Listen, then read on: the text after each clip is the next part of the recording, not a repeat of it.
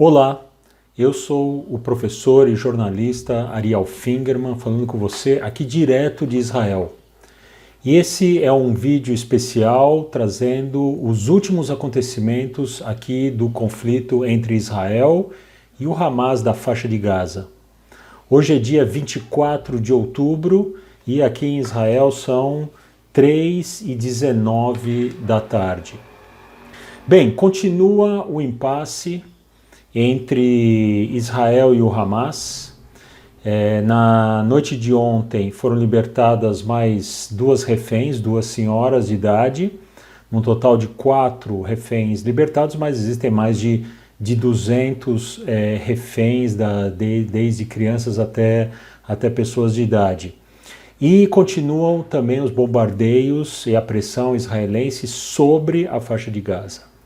Bem, hoje saiu aqui na imprensa, especialmente no New York Times, uma visão preocupada do governo dos Estados Unidos sobre como seria a invasão que Israel já declarou que vai fazer na faixa de Gaza. Então, os militares norte-americanos, eles mostram uma preocupação porque eles têm experiência no Iraque de situações como essa. Eles viram, eles presenciaram quando, especialmente na época do Estado Islâmico, muito parecido com o Hamas, ou que luta como o Hamas, tem a mentalidade do Hamas, o Estado Islâmico dentro de cidade, com população civil, e a dificuldade que é lutar isso. Eles chamaram a atenção que o Estado Islâmico teve 2 anos para se preparar no Iraque para enfrentar as tropas de iraquianos e curdos apoiados pelos americanos. Os americanos não lutaram diretamente, eles apoiaram outras forças.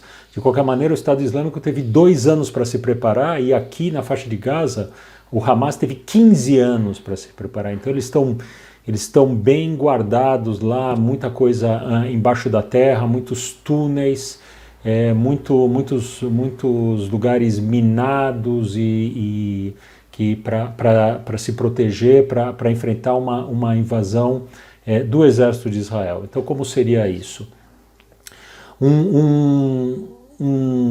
Outra informação que circula hoje aqui em Israel é um artigo escrito por um jornalista de muita influência aqui em Israel. Ele chama Ron Ben Ishai. E esse jornalista, ele coloca na mesa se não seria a hora realmente de fazer uma troca dos reféns israelenses com prisioneiros do Hamas nas penitenciárias de Israel. Existem aqui alguns milhares de presos do Hamas, que eles foram presos desde a década de 90, e muitos deles que cometeram realmente atrocidades estão pagando pena, mas o jornalista disse que não seria realmente o momento de fazer essa troca. Agora, como seria isso? Tem uma série de dificuldades. Para onde seriam enviados esses presos do Hamas? Porque Israel não quer enviar eles para Gaza, porque se tiver realmente uma troca de prisioneiros, isso não vai cancelar a vontade declarada de Israel de ainda invadir Gaza. Então Israel não quer colocar lá os presos que vão lutar agora contra o próprio exército de Israel. Então, para onde eles iriam? Então, tudo isso lógico, é só especulação, porque é incrível como no momento de guerra como esse que eu estou vivendo aqui em Israel esses dias, as decisões são feitas pelo governo de uma maneira fechada, sem nenhuma transparência. Realmente isso é uma coisa muito impactante.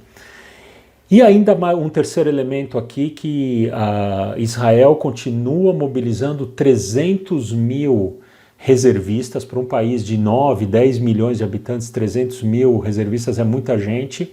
São pessoas que variam entre 25 e 45 anos de idade, ou seja, é mão de obra ativa que saíram dos seus trabalhos, que estão lá no fronte.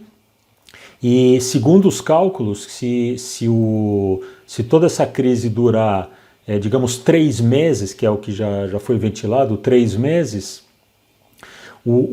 Durante esse tempo, o governo israelense ele paga salário para os reservistas. Tá? O governo simplesmente não tira os reservistas dos seus trabalhos e eles ficam sem salário. Não, o governo se compromete a pagar os salários.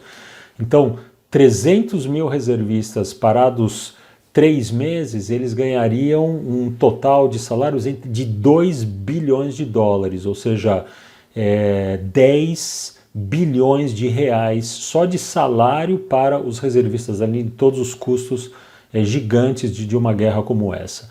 Então essas são as informações.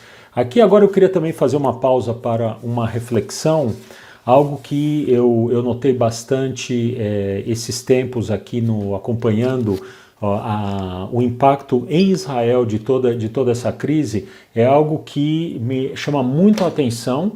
Como essa crise é diferente de outras que eu vivi. Em 23 anos vivendo aqui em Israel, eu passei por outras crises militares, inclusive numa delas de 4 anos eu fui jornalista 100% do tempo.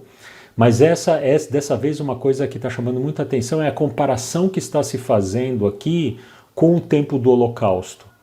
Então Israel, desde do seu estabelecimento, lembra o Holocausto, mas sempre quis garantir para a população que aqui o povo judeu está livre do Holocausto, aqui das perseguições e das matanças, mas não se para de fazer comparações entre o que aconteceu aqui e atos, se não do Holocausto, pelo menos dos pogroms. Olha, os pogroms eram explosões de perseguição contra os judeus, que aconteceram através dos séculos, mas que especialmente aconteceram nos anos antes do Holocausto. Então, um deles, por exemplo, o pogrom de Kishinev, que ele aconteceu no ano de 1903, é algo que toca um pouco o Brasil, porque esse pogrom ele aconteceu na Moldova, hoje é o país chamado Moldova. Na época era Bessarábia, fazia parte do Império Russo, e foi uma grande perseguição e motivou uma grande fuga, uma grande imigração de judeus. E muitos dos judeus brasileiros são descendentes de judeus de Moldova, da Bessarábia, que fugiram naquele momento. E logo que aconteceu esse ataque do Hamas, aqui se comparou o ataque, foi dito o seguinte, não foi um ataque militar do Hamas, mas foi um pogrom.